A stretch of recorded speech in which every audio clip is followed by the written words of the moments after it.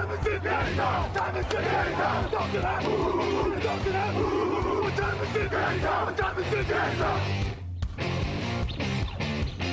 gun, Hulk left slot, Dixie left, T left, Mercedes, wide chip, Ricky, Fever left, 75, Katie, Omaha, quick going.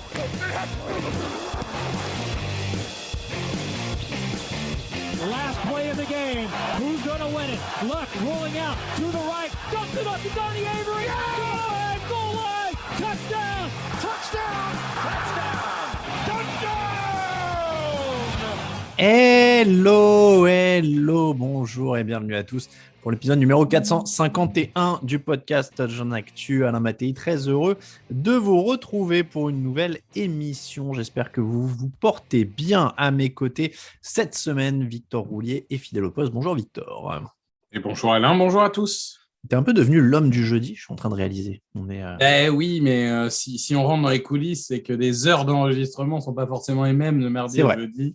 C'est un peu toujours les mêmes personnes qui sont dispo aux heures d'enregistrement. Écoute, ça crée des habitudes aussi chez nos auditeurs. Donc ça se passe très bien. En plus, on est là pour faire la preview d'une nouvelle semaine en NFL. On va commencer par parler des Seahawks et se demander s'ils sont en fin de cycle. Une superbe affiche ultra offensive ensuite. 15 rencontres au total dans les pronostics et les meilleurs cotes Unibet. C'est parti pour la semaine 11. Hey, Kurt Warner here. Hi to everybody at the Touchdown Podcast.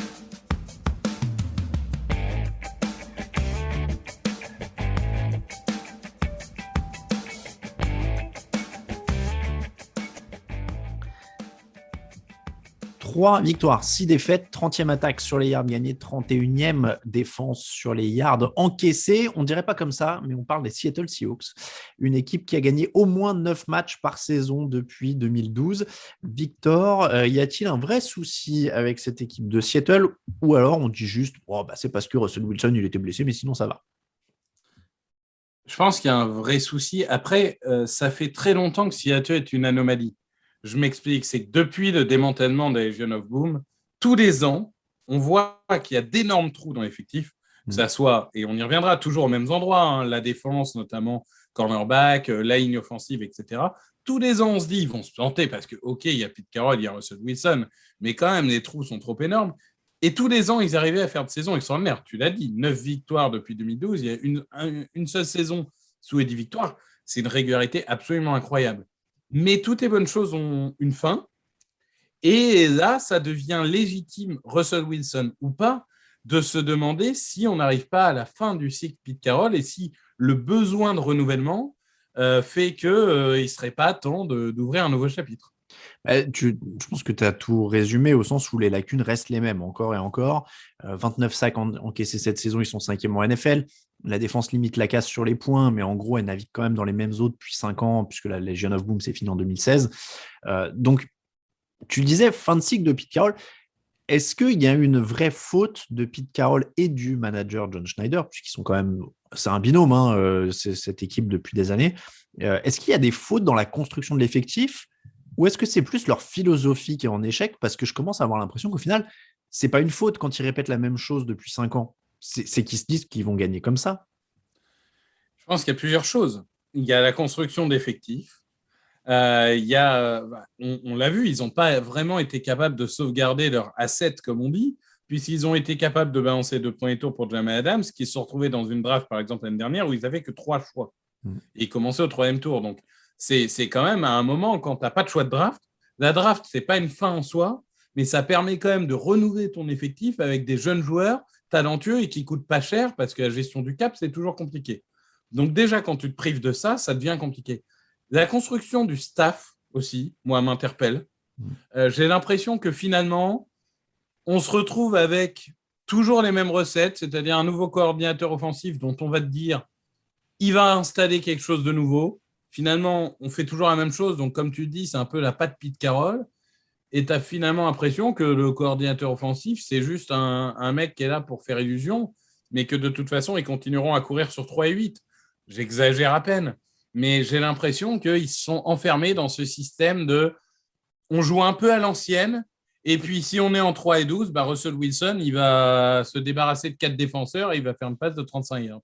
Je vais caricaturer à mort, donc évidemment, ne le prenez pas totalement au pied de la lettre si vous écoutez ça, mais est-ce que la carrière de Pete Carroll à Seattle, donc il est là depuis un peu avant 2012 du coup, puisque c'est Russell Wilson qui arrive en 2012, Carroll c'est 2010, si je ne dis pas de bêtises, est-ce qu'au final, il a une grande défense avec des choix de draft incroyables et trois coordinateurs exceptionnels qui ont permis à Seattle de vivre sur cette défense. Et ensuite, il a vécu sur Russell Wilson. Mais est-ce qu'un jour, il a vraiment construit quelque chose de complet, en fait, Pete Carroll?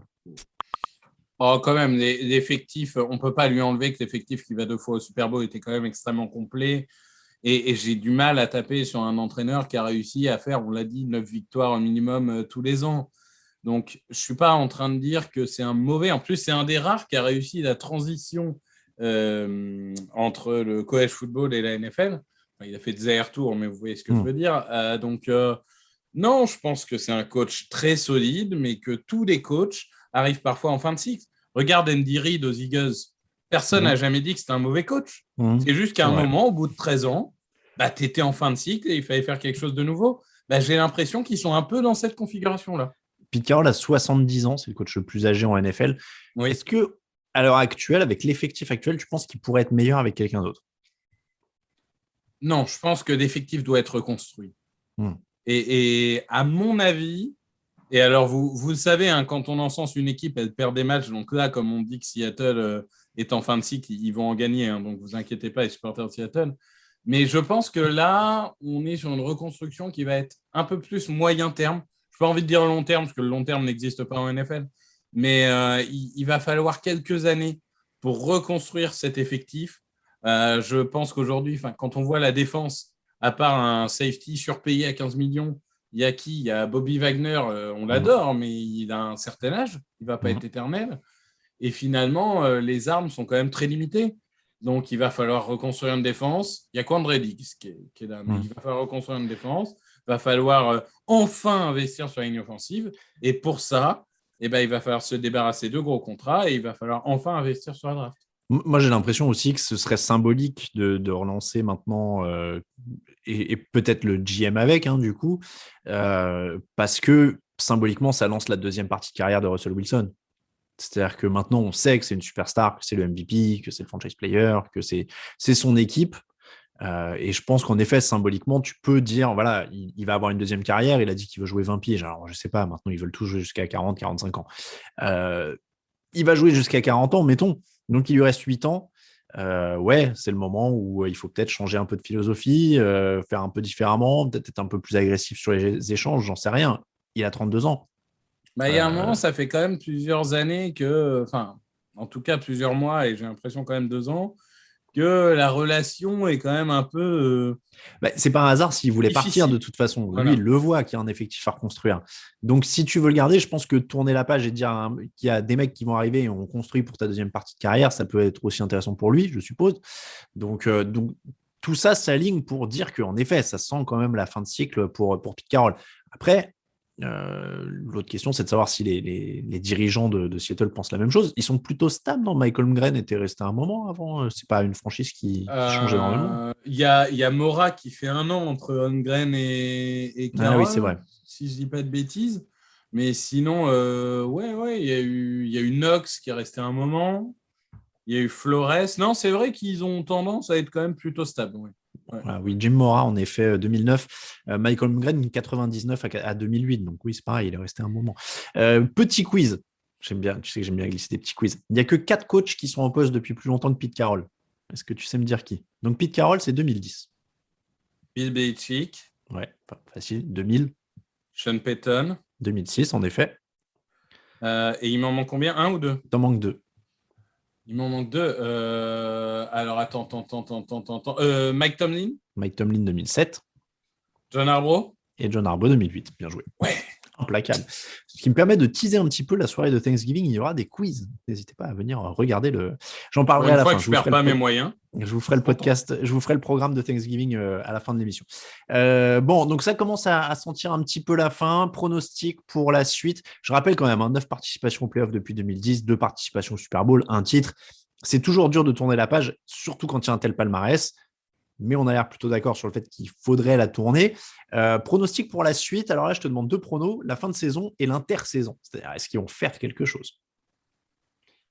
Je pense qu'ils ont quand même des armes et qu'ils finiront sur une saison à... Alors, il y a 17 matchs maintenant. Alors, 6-11, 7-10, quelque chose comme ça. Je ne pense pas que ça va être un accident industriel. Je ne vois pas finir à 3-14. Après, intersaison, j'ai envie de dire que ça dépend beaucoup de Wilson. S'il commence à faire sa diva et qu'il demande à partir, ça peut vite être un calvaire. S'il reste et qu'il est à base de la reconstruction, quand tu veux attirer des agents libres, quand tu dis, écoutez, dans mon équipe, j'ai Russell Wilson, DK Metcalf, Tyler Lockett, Quadre Diggs, Jamal Adams, ça peut attirer des agents libres. Après, on ne va pas se mentir. Si tu donnes t'es le président d'une franchise ou proprio, on te dit, bon, alors, c'est ton franchise quarterback de 32 ans qui est top 5 de la ligue ou un coach de 70 ans? Bah oui, tu choisis le quarterback, évidemment. A priori, avec toute l'affection qu'on peut avoir pour Pete Carroll. Et après, moi, je pense que c'est surtout sur le processus qu'il faudrait trouver un truc où, en gros, on le laisse prendre sa retraite avec les honneurs, une belle conférence de presse. On ne dit pas qu'on le vire, quoi. Ce serait l'idéal. Ce serait l'idéal. Idéalement, c'est ça, c'est qu'il soit assez intelligent pour dire je prends ma retraite et place aux jeunes.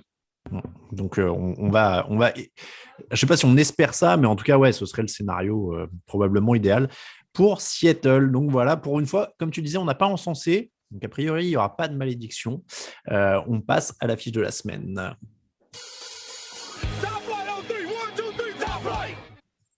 L'affiche de la semaine, elle oppose les Kansas City Chiefs aux Dallas Cowboys. C'est à 22h25 ce dimanche. Les Cowboys ont la première attaque en NFL. Les Chiefs ont la 4e attaque NFL. Va-t-on obligatoirement avoir un festival offensif, Victor? Écoute, les matchs dont on est sûr que c'est un festival offensif, en général, ça finit en 17-13. Toujours. On le sait, c'est la règle en NFL. Je pense quand même, pour le coup, qu'on va avoir beaucoup de points. Je ne suis toujours pas convaincu par les Chiefs, dans le sens où, OK, ils ont fait un bon match face aux Raiders. Je suis un peu comme Lucas dans le podcast de mardi. Un bon match, OK, j'attends d'en voir plus avant de dire ils sont de retour. Mais là, il y a un vrai test, surtout que moi, ce sur quoi j'ai envie d'insister, c'est la défense de Dallas. Parce que l'attaque de Dallas est la meilleure ou une des toutes meilleures de NFL. On l'a dit, redit. En plus, Michael Gallup est revenu, donc on a à nouveau le trio fantastique avec Amari Cooper et CeeDee Lamb. Mais la défense, elle est top 10. Elle est top 10, mais elle vit beaucoup sur provoquer les turnovers et sur, on va dire, les lignes arrière. Moi, ce qui m'inquiète quand même, c'est qu'il n'y a quasiment pas de pass rush, en fait. Gregory est toujours pas là, si je ne dis pas de bêtises. Il n'y a que Micah Parsons, finalement. Et voilà, j'ai l'impression qu'on est... la ligne offensive de Kansas City ne va pas être mise sous pression, ou en tout cas, je pense, ne va pas énormément être mise sous pression. Et du coup, quand on laisse ce temps à Kansas City, c'est toujours un peu dangereux, parce qu'on sait qu'ils sont capables de trouver des espaces. Donc, je pense que vrai test, là, c'est la défense des Cowboys. C'est le match où on va dire, OK, demain, vous êtes en play-off. Est-ce que vous êtes capable de tenir comme vous avez tenu depuis le début de la saison? Précisément, ils sont 10e sur les points encaissés et 15e sur les yards, la défense de Dallas. Donc, c'est défense milieu-haut de tableau avec quelques playmakers. Est-ce que je dis une énorme ânerie si je dis qu'ils rappellent les Chiefs justement d'il y a 2 ans dans l'esprit avec cette défense un peu playmaker qui se tient sur les yards sans être exceptionnelle, mais qui va aller arracher quelques matchs comme ça pour soutenir une attaque qui carbure, quoi. Oui, avec l'agressivité en moins, et dans mon souvenir, ça blitzait un peu plus du côté de Kansas City, mais dans l'idée, oui, de toute façon, quand tu n'as pas une excellente défense, il faut vivre sur les turnovers. Quand tu sais que tu ne vas pas provoquer 4 sacs, un fumble, 5 tacs pour perte, etc., il faut compenser, et le meilleur moyen de compenser, c'est les turnovers. Alors justement, si on vient à cette opposition, les turnovers, il en sera question. Dallas est à plus 5 cette année sur le différentiel ballon gagné, ballon perdu. Kansas City est à moins 8. Donc clairement, Kansas City a 0 droit à l'erreur contre une attaque comme Dallas. On en revient à ça aussi. C'est la pire équipe de NFL, si je ne dis pas de bêtises ou pas loin. Ah non, il y a peut-être les Jets quand même, mais bon. Oui, ils ont dû remonter un tout petit peu la pente, en effet. Ouais. En fait, le truc, c'est que Mahomes, s'il se comporte comme face aux Raiders, c'est-à-dire comme on a connu Mahomes, c'est-à-dire j'identifie les espaces, je les utilise et je fais mon jeu, c'est bien. S'il se comporte comme un héros à balancer des saucisses dans tous les sens comme il l'a fait en début de saison, puisqu'il y a quand même 2 ou 3 interceptions, elles sont faites par quelqu'un d'autre que Mahomes, le mec est crucifié, hein. Enfin, qu'on soit clair. Hein. Donc, ça dépend de quel Mahomes on a. Mais s'il reste dans le mojo de la semaine dernière, il peut limiter les erreurs. Juste pour être sur les stats, ils sont à -8. Il y a les Jaguars qui sont pires à -10 et les Jets à -15. C'est pas tout à fait des équipes qui ont les mêmes prétentions, on va dire aussi. Donc, on le disait, les Chiefs ont mieux joué contre les Raiders. Ils n'ont pas perdu. Et s'ils perdent un ballon, je crois, mais Mahomes n'en perd pas. Et lui, il n'en a pas perdu depuis 2 matchs. Mais ce sera clairement un des points clés, puisque ça a été l'énorme point faible de cette attaque de Kansas City pendant tout le début de saison où ils ont eu beaucoup de problèmes. Après, la défense va mieux aussi quand même sur les derniers matchs pour Kansas City. Sur les 5 derniers matchs, ils n'encaissent jamais plus de 17 points. Oui, c'est sûr. Après, bon, à part les Raiders, ils n'affrontent pas toujours des équipes extraordinaires. Mais tu as raison de signaler. Je veux dire, il faut aussi être. On a tapé sur cette défense. C'est ça, on a suffisamment dit qu'ils étaient bidons. Donc, il y a un moment, ça fait. Oui. Alors, ils ont pris. Je dis une bêtise, ils ont pris 27 points contre les Titans. Mais enfin, 4 des 5 dernières semaines, oui. Ouais. Après, c'est vrai que c'était Washington, Giants et Jordan Love, quoi. Il y a après Derek Carr, c'est vrai, ils ont stoppé l'attaque des Raiders. Mais j'attends, là encore, c'est un vrai test. Je pense que finalement, on sait qu'on va avoir de bonnes attaques. Finalement, est-ce que c'est pas la meilleure défense qui va l'emporter? C'est un peu en général, c'est ce que tu disais, c'est qu'en général, on dit ça. On dit que c'est la meilleure défense qui va l'emporter, et puis ça fait 17-13. Ce qui veut dire que les défenses se sont bien comportées. C'est ça. Il y a un facteur X pour toi qu'on n'aurait pas mentionné dans ce match? J'avais envie de dire justement les playmakers défensifs des Chiefs. Ça revient un peu à ce que tu disais. J'ai l'impression qu'on retrouve un peu les leaders perdus de cette défense. Et du coup, j'avais un peu envie de mettre en opposition les deux lignes arrière. Donc un peu les copains de Trevon Diggs contre les copains de Tyrann Mathieu.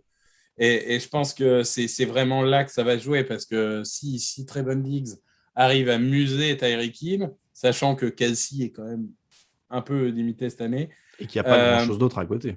Ouais, je pense que ça peut faire la différence. Donc, je crois vraiment que le match doit être gagné par Dallas s'ils veulent prouver que la NFC va falloir compter sur eux très, très sérieusement. Et puis, je pense que c'est pas saugrenu de dire que cette année, Dallas a la meilleure attaque au sens où ils ont un vrai jeu au sol, ils ont un quarterback qui est plus propre, quand même, fondamentalement, et puis ils ont beaucoup plus de cibles aériennes, quoi. Ils ont beaucoup plus de variété dans le jeu aérien. On l'avait dit mardi, je crois qu'ils touchent une dizaine de mecs sur le dernier match. Donc, tu peux tout à fait justifier que les Cowboys soient actuellement même, pourquoi pas, le favori en NFL. C'est justifiable. Hein. C'est pas délirant, clairement. Le pronostic pour ce match, ça se joue à Kansas City, du coup, je crois. Ça joue à Kansas City. Oui. Du coup, je vais mettre les Cowboys. Les Cowboys. Je pensais pas dire ça non plus un jour, mais les Cowboys plutôt que les Chiefs. Après, on n'est pas sur du 80-20. Hein. On est sur un match qui va être serré, mais je te dirais 60-40, s'il faut donner. Je te dirais Cowboys à 60-40. Je dirais peut-être encore un petit peu plus resserré, mais dans l'idée, voilà, moi je pense que les Cowboys ont quand même trop de talent des deux côtés de terrain. On enchaîne avec les pronostics de la semaine. It's time, baby!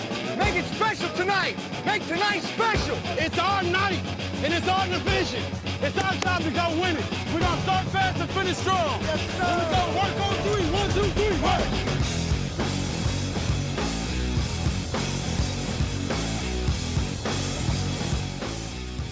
Les pronostics de la semaine 11, du coup, en NFL, et le petit point résultat habituel.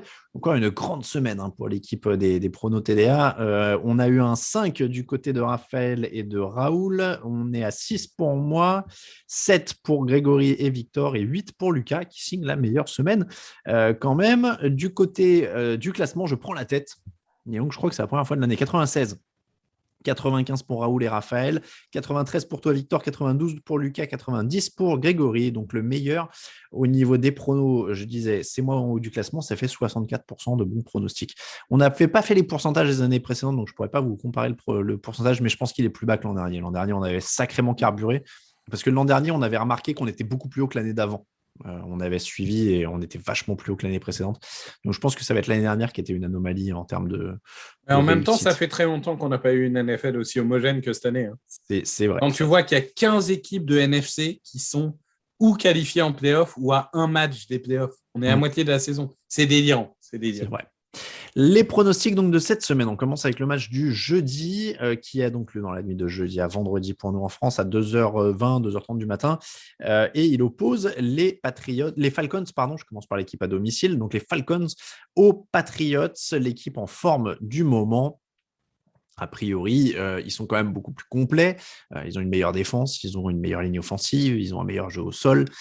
Il n'y a pas l'expérience de Matt Ryan, il n'y a peut-être pas les receveurs non plus, il n'y a pas un Kyle Pitts, mais New England a quand même largement l'avantage sur cette opposition, même sur la dynamique en plus. Oui, dans une saison assez folle où les équipes font vraiment des grands 8 d'une semaine à l'autre, j'ai l'impression que les Patriots, c'est vraiment la force tranquille, pour parler aux plus vieux d'entre nous. C'est cette équipe qui, toutes les semaines, joue un peu mieux que la semaine d'avant. Il y a un projet, il y a une identité de jeu, il n'y a pas de raison. Et en plus, Belichick a dit que Kyle Pitts était extraordinaire en conférence de presse, donc ça veut dire que Kyle Pitts va faire 5 yards et une seule réception, puisque c'est comme ça que Bill Belichick fonctionne. C'est vrai. On est sur de la référence de 1988 ou 81, je ne sais plus. Je pense que c'est 81, mais à vérifier pour le coup. On est sur de la bonne référence, du coup. Donc, à l'ancienne, le prono Patriots pour tout le monde. Bills. Donc, on passe au dimanche 21 novembre à 19h. Les Bills reçoivent les Colts. On a de l'opposition de style, parce que les Colts, c'est tout pour le sol. Les Bills, c'est tout sans le sol en ce moment. Les Bills, donc, doivent confisquer le ballon s'ils veulent avoir une chance. Oui, ça sent le match piège quand même, non? Moi, je sais pas. Tu vois, je suis pas rassuré pour les Bills depuis le début de l'année. Je les trouve pas sereins. Donc, en effet. Non, mais moi, tu vois, j'ai mis les Bills au Super Bowl dans mon pronostic de début de saison. Honnêtement, là, ils ont 3 défaites assez. Oui, non, mais ça me choquerait pas. Pour le coup. Vu l'année qu'on vit, ça me choquerait pas qu'ils perdent. Après, je pense qu'ils sont quand même au-dessus, quoi. Oui, alors, je vais faire quand même attention à la défense des Colts qui progresse. Mais le réel problème pour moi, c'est que les defensive backs, et j'ai envie de dire tout le back seven de la défense de Buffalo est vraiment à un niveau extraordinaire. Et j'ai du mal, même si Jonathan Taylor fait un très bon match, j'ai du mal à imaginer Carson Wentz pouvoir faire la différence là-dessus. Donc, je dirais que je donne les Bills, mais pour leur défense plus que pour leur attaque. Oui, parce que c'est costaud en face quand même. Donc, Carson Wentz, s'il commence à faire des trucs un peu bizarres comme il a bien aimé ces derniers temps, ça va vite être sanctionné. Donc, les Bills pour moi également. Panthers, Washington, Cam Newton se dirige vers une titularisation au moment où on parle. La défense des Panthers surtout va mieux. Ils sont 2e sur les yards encaissés. Moi, on parlait d'abord pour la défense des Bills notamment. Là, d'abord pour la défense de Carolina, je pense qu'ils ont l'avantage dans ce match. Si en plus tu rajoutes qu'ils ont McCaffrey qui est revenu la semaine dernière, parce que je disais que mardi que Newton avait un peu éclipsé le retour de McCaffrey, mais c'est pas la même équipe avec McCaffrey. Donc je pense que là, pour le coup, moi je vais sur les Panthers pour ça. Eh ben moi non. Ah ouais. Dans le Ron Rivera Bowl, on peut l'appeler comme ça. Moi, je vais sur Washington parce que je trouve qu'ils vont mieux. Ils ont délivré des performances défensives enfin à la hauteur de ce qu'on attendait, même sans Chase Young. Oui, j'allais dire Chase Young est blessé pour la saison. Malgré cela, il y a une vraie progression au niveau de la ligne. Et je suis désolé, j'adore Cam Newton, ce qu'il a été, etc. Mais je n'oublie pas sa saison de l'année dernière. OK, là, il a fait 2 belles actions la semaine dernière. J'ai quand même du mal à croire qu'après quasiment 1 an sans jouer, là, il va arriver comme ça. Il a pris toutes les boucles en 3 jours. Pour la défense et pour Christian McCaffrey. Cam Newton, c'est la cerise. Il va être un peu meilleur que Sam Darnold parce qu'il pourra difficilement être pire. Et il gagnait des matchs avec Sam Darnold au début de l'année. Donc... Ouais, mais il y a des playmakers aussi du côté de Washington. Moi, j'ai envie, dans cette saison un peu folle, il y a un moment, il faut jouer des surprises. Donc, moi, je joue Washington. Alors, cette semaine est très, très, très partagée au niveau des pronos, puisque tu n'es pas le seul à jouer Washington. Grégory et Raphaël vont dessus aussi. Donc, il y a beaucoup, beaucoup de matchs où on n'est pas d'accord. Où il y a pas mal de matchs à 4-2 ou 3-3. Ouais, il y a très peu d'unanimité dans les matchs cette semaine. Donc, Panthers pour moi, Washington pour toi. Bears, Ravens. Les Ravens qui sortent d'une défaite contre Miami. Ils ont la 2e attaque de la ligue. Ça sent un peu comme on l'a vu la semaine dernière pour d'autres équipes, la réaction, quoi. Moi, pour le coup...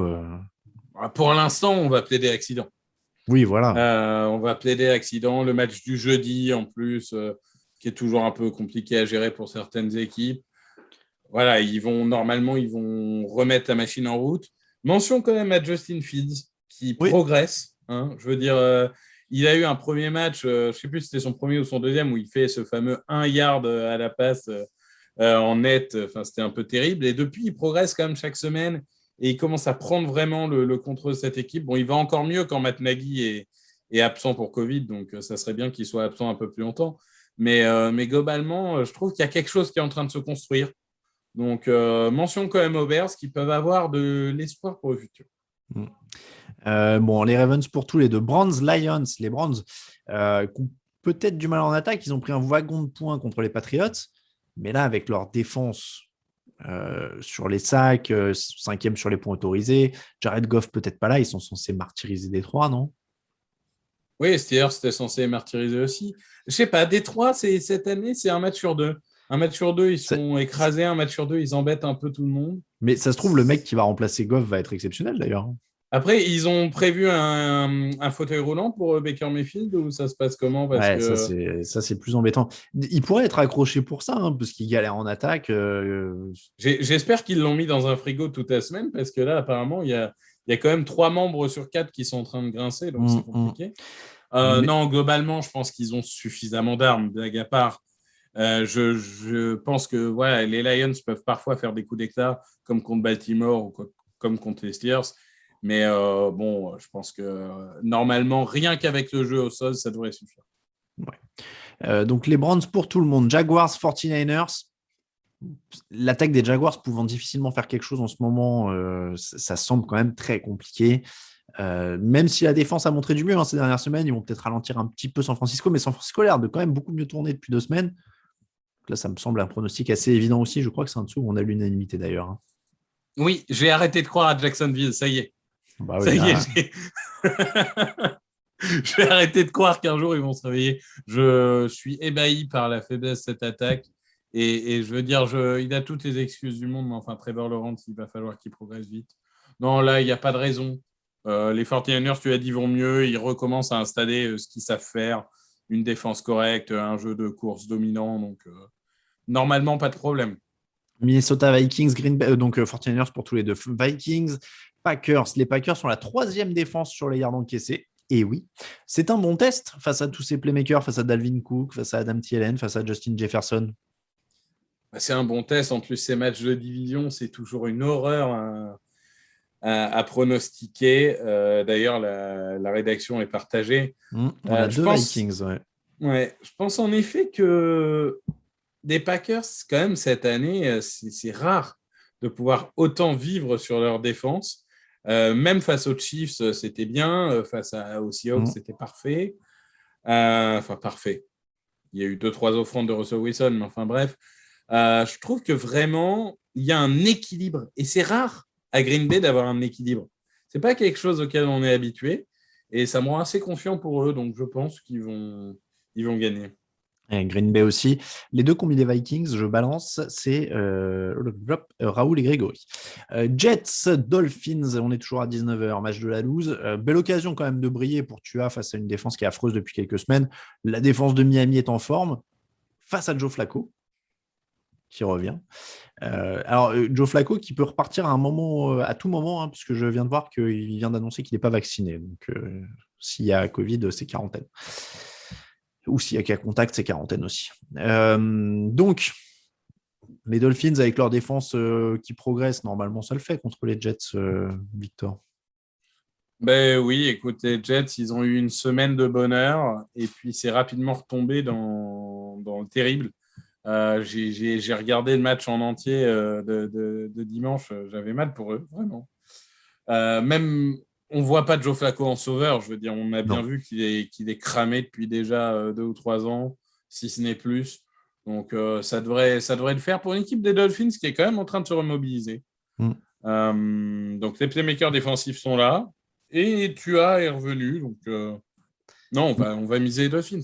Miami is the new Denver. Tu sais, ils vont faire des bonnes fins de saison pour sauver le mec à chaque fois. Et puis, possible. Ouais, c'est ça. Brian Flores, il nous fait une Vic Fangio, là, tu vois. Il ne faudrait pas qu'il gagne trop de matchs, par contre, s'il vous plaît.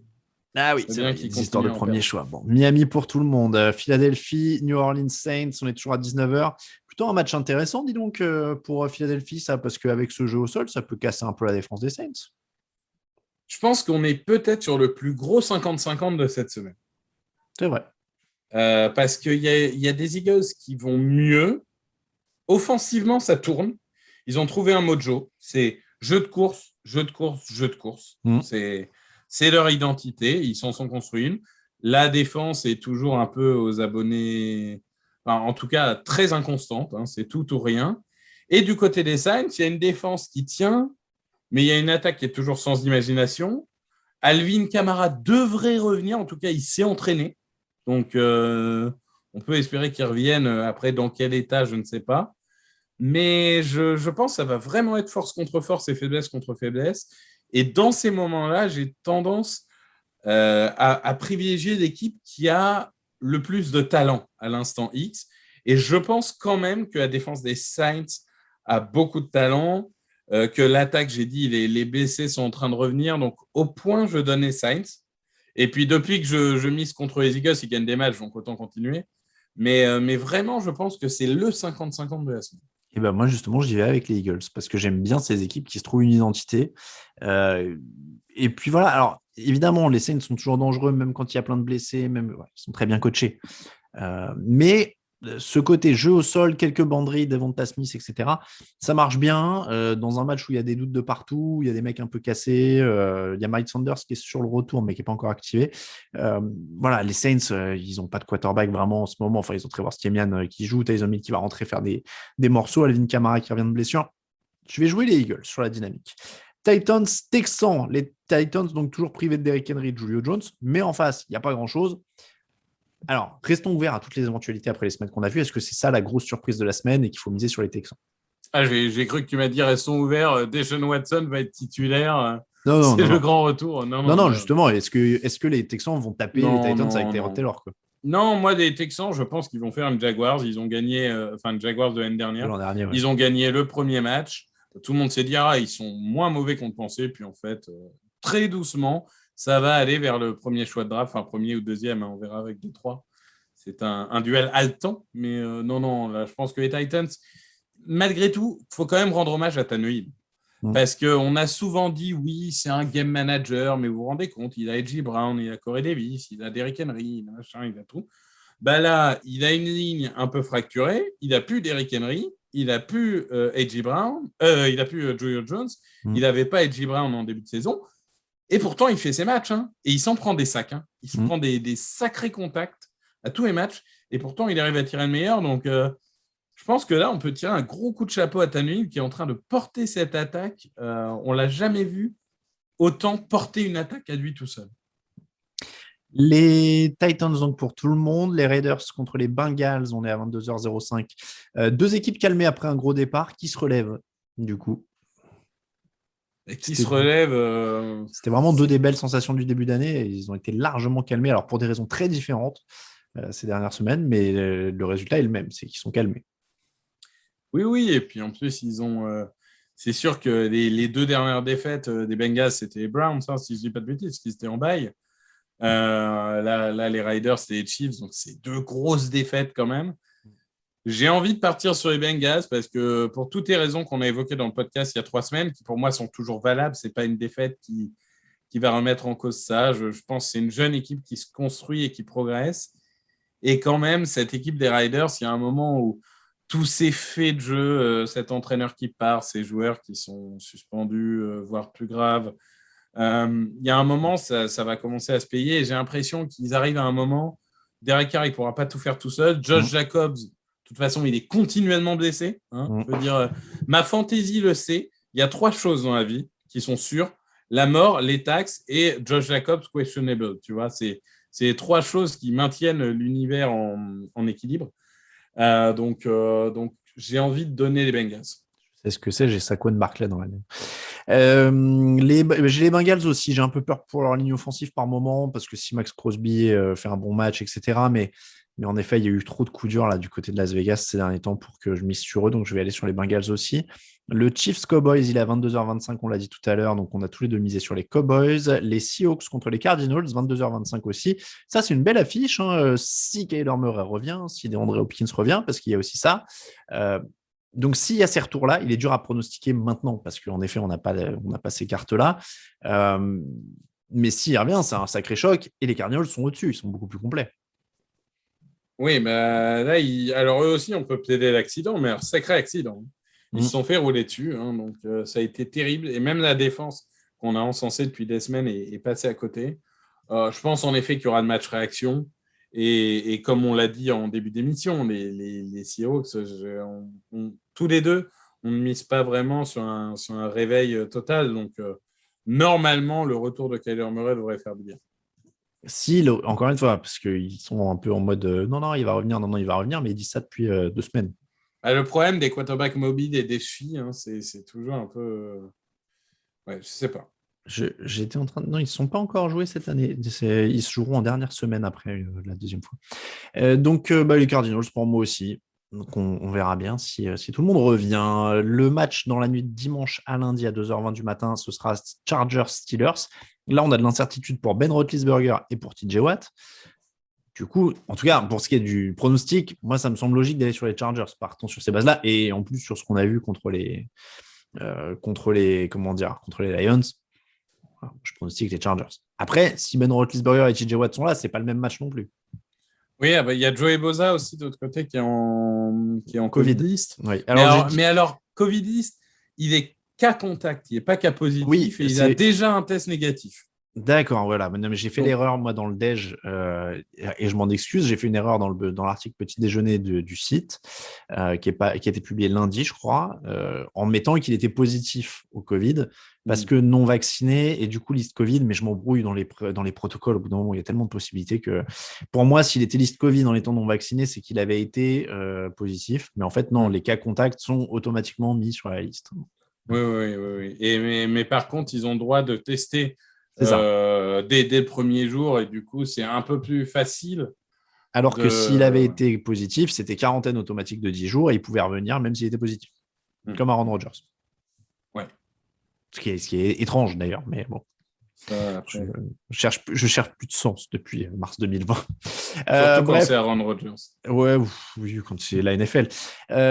Donc Chargers-Steelers, je disais, après, même à arme complète, c'est un match que les Chargers peuvent prendre. Oui, après, les Chargers, c'est toujours un peu compliqué cette saison. Ils ne sont pas sur une bonne passe, clairement.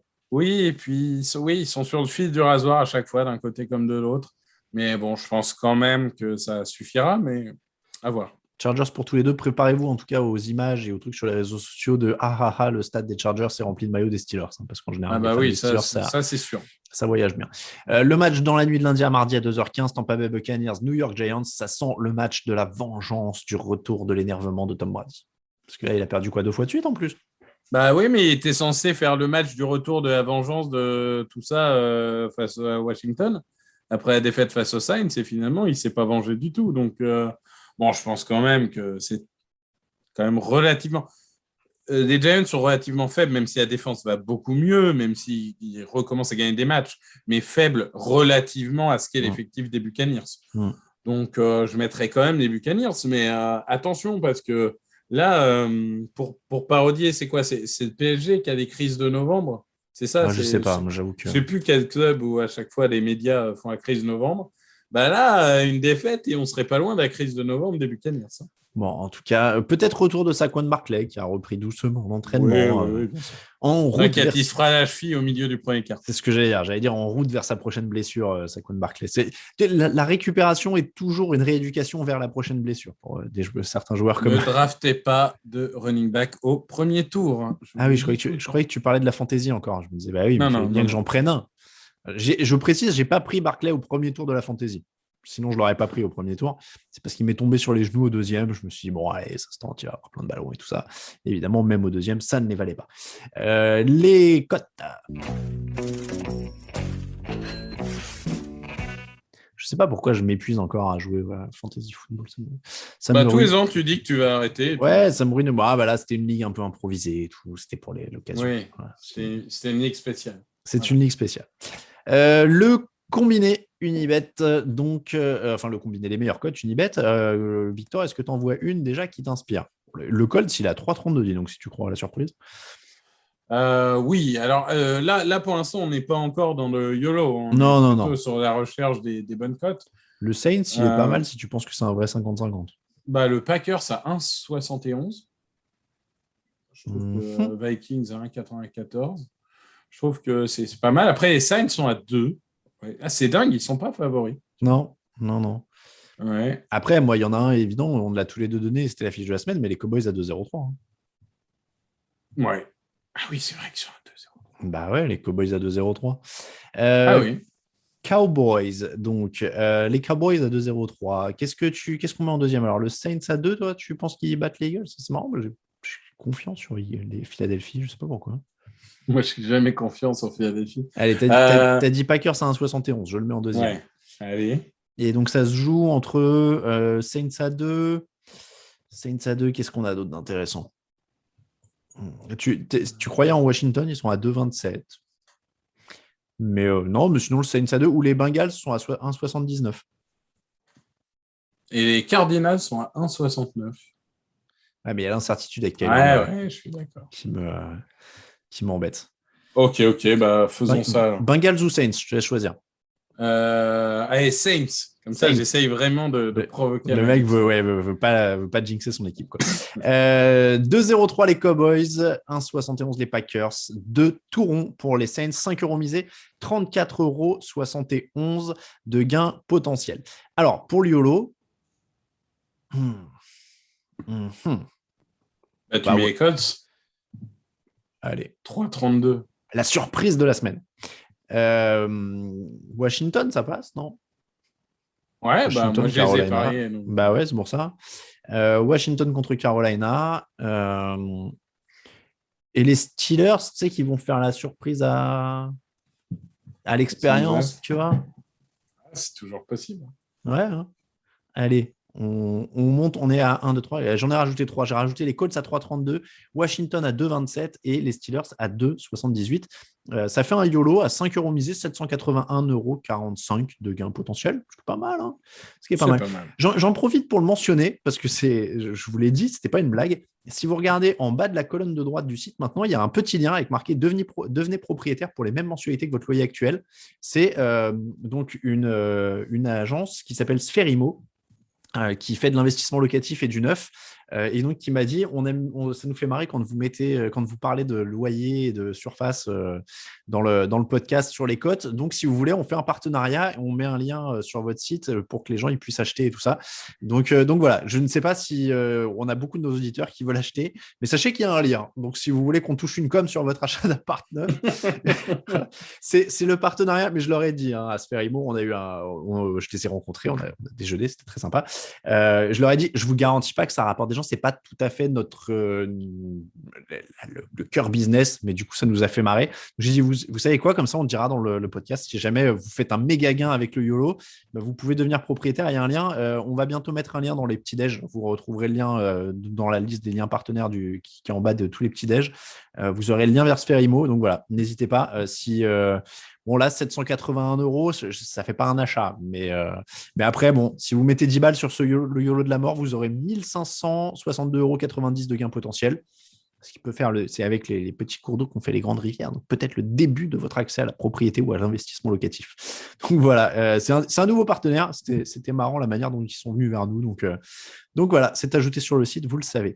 Et pour les meilleures cotes, évidemment, c'est vers Unibet que ça se passe. Je vous rappelle les 3 sérieuses, en tout cas, Dallas à 2,03, Green Bay à 1,71 et les Saints à 2. Tout rond, c'est comme ça que se termine l'épisode 451 du podcast Touchdown Actu. C'est dur de tenir le compte parce qu'avec la team draft, maintenant je m'embrouille, tu vois. Jusque-là, j'étais sur allez, hop, les numéros pairs, c'était l'émission, les numéros impairs, c'était l'émission et j'enchaîne. Mais là, vous me. Samedi, vous retrouverez Jean-Michel et moi-même pour parler des quarterbacks. On a donné le top 6 et 2 sleepers. Voilà, là, vous allez faire un post par semaine pendant C'est ça. un certain nombre de semaines. Hein. Donc, tous les Pendant samedis. 12 semaines, 11 ou 12, je ne sais plus si on a regroupé les centres et les gardes, je crois que oui. Ouais. Donc, pendant 11 semaines, on va en fait faire poste par poste une première revue, parce que forcément, ce n'est pas les classements définitifs, mais ça permet quand même d'avoir les gros joueurs opposition et aux gens de pouvoir suivre ça peu à peu. Voilà, donc vous allez tout savoir sur la draft tous les samedis. De toute façon, c'est simple, il n'y a même pas à se dire tant de semaines ou quoi que ce soit. C'est tous les samedis maintenant, jusqu'à la draft. Alors, tous les samedis pendant la saison régulière, après le Super Bowl, on va même les avancer dans la semaine, mettre encore plus en avant. Donc voilà, tous les samedis. Moi, je vous avais un petit peu teasé dispositif Thanksgiving. On mettra un article sur le site, a priori lundi ou mardi, pour confirmer tout ça. Mais donc, on annoncera tout, mais je peux vous le dire dès maintenant. A priori, ce sera 20h, 22h30. On sera en direct avec Greg, avec Raoul, avec Lucas. Il y aura des quiz. Raoul est le maître quiz de la soirée désigné. On gardera un œil sur le match qui sera en cours. Je ne me rappelle même plus, c'est les Lions et je ne sais plus contre qui. Ça ne va pas être un match fou. Et Lions-Bears, non ? Ouais, ça va être un match horrible, donc voilà. Donc, on sera un œil sur le site, on fera des petits quiz, on répondra évidemment à toutes vos questions et on va le placer d'ailleurs notamment très grandement sous le signe de répondre à vos questions puisqu'il n'y a plus les articles questions pour les podcasts cette année. Donc, on fera un article questions avant Thanksgiving, comme ça on en prendra de ceux qui ne peuvent pas être là pour le direct et puis évidemment on prendra des questions sur le chat pendant toute la soirée. Voilà donc pour le programme. On vous remercie de nous écouter. On vous remercie si vous nous soutenez sur Tipeee. Pour nous suivre, TD Actu sur Twitter et Facebook. Merci d'ailleurs. Sur Twitter, on a passé les 20 000. Sur Instagram, @Jean-Actu en entier. Pour les réseaux sociaux, @Victor Roulier pour Victor et @Alain Mattei pour moi-même sur Twitter. Voilà tout, vous savez tout. On se retrouve sur tdactu.com pour toute l'actu de la NFL. Et on vous l'a dit, les prochaines émissions, c'est samedi pour la draft. Pourquoi je n'ai pas de son ? Ah bah alors, je voulais lancer le générique et faire bien. Voilà. Samedi pour la draft, dimanche pour le fauteuil, vous savez tout. Merci beaucoup à tous encore une fois de nous suivre. Dans le fauteuil, on parlera équipe cool. Non, joueur cool. Ciao, ciao.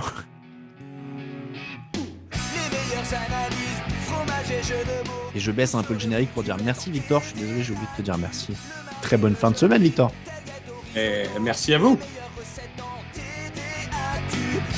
Ça se fait pas de parler sur les génériques comme ça. Je suis désolé pour Kickban. Gros bisous à Kickban et merci pour le générique. Je suis désolé de l'avoir charcuté en parlant de celui-là tout le temps.